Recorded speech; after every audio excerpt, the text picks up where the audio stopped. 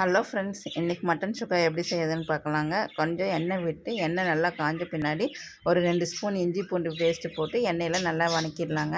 வணங்கின பின்னாடி ஒரு 1/2 kilo mutton கழுவி எடுத்து வச்சுருக்கேன். அதையும் எண்ணெயில் போட்டு நல்லா வணக்கிடலாம்.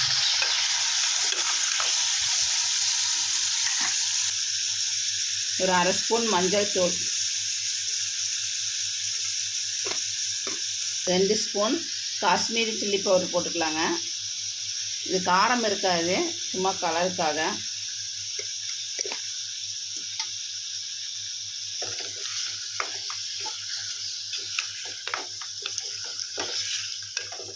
எல்லாம் வணக்கி விட்டுட்டு இந்த மட்டன் வேகிற அளவுக்கு மட்டும் உப்பு போட்டுக்கலாம் கொஞ்சமாக.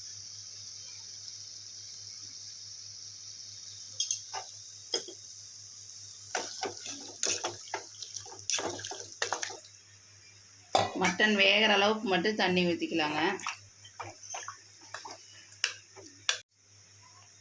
மட்டன் வேகிற அளவுக்கு தண்ணி ஊற்றிங்க, விசில் போட்டு மூடி வச்சிடலாம். ஒரு 4-5 விசில் வரட்டும். மட்டன் விசில் வரக்குள்ள நம்ம மசாலாக்கெல்லாம் ரெடி பண்ணிடலாங்க. ஒரு 1.5 ஸ்பூன் சீரகம்,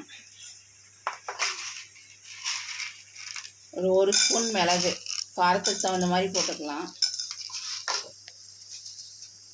ஒரு 4 வரமிளகா, 1 ஸ்பூன் மல்லி.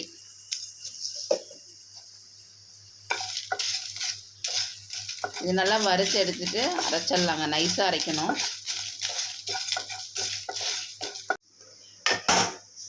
குக்கர் 4-5 விசில் வந்து நல்லா மட்டன் வெந்துருச்சுங்க. ஒரு 4 விசில் விட்டாவே போதும், நல்லா மட்டன் வெந்துடும்.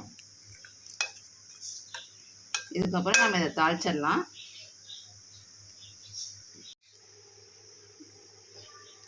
கடாயை வச்சு எண்ணெய் விட்ட பிறகு, எண்ணெய் நல்லா காஞ்ச பிறகு ஒரு 4 பெரிய வெங்காயம் பொடி பொடியாக கட் பண்ணி எடுத்து வச்சுருக்கேன். அதை போட்டு நல்லா வணக்கிடலாம். கொஞ்சோண்டு கருவேப்பிலை, 3 வரமிளகா கில்லாமல் போட்டுருங்க, முழுசாக போட்டுருங்க, சும்மா மணத்துக்காக மட்டும்தான். போட்டு எண்ணெயிலேயே நல்லா பெரிய வெங்காயம் வணங்கணும். வெங்காயம் நல்லா வணங்கியாச்சுங்க. நல்லா வணங்கின பின்னாடி நம்ம வேக வச்ச மட்டன் எடுத்து இதில் ஊற்றிடலாங்க.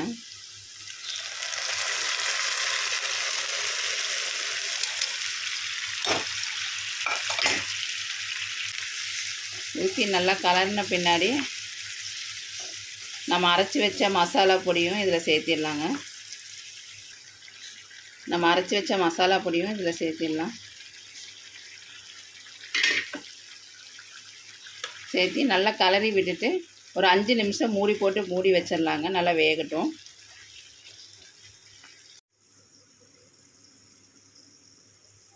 ஒரு 5 நிமிஷம் மூடி வச்சு எடுத்தோம்னா சூப்பரான மட்டன் சுக்கா கிரேவி ரெடி ஆயிடுச்சுங்க.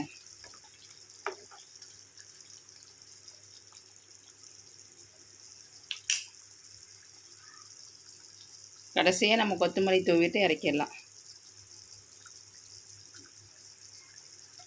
அவ்வளோதான் ஃப்ரெண்ட்ஸ், நீங்களும் ட்ரை பண்ணி பாருங்கள். இந்த வீடியோ உங்களுக்கு பிடிச்சிருந்தா லைக் பண்ணுங்கள், ஷேர் பண்ணுங்கள், சப்ஸ்கிரைப் பண்ணுங்கள். தேங்க்ஸ் ஃபார் வாட்சிங்.